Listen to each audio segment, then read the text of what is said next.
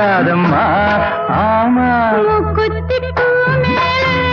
காத்து உக்காந்து பேசுதையா, அது உட்கார்ந்து பேசையிலே தேனு உள்ளூர ஊருதம்மா.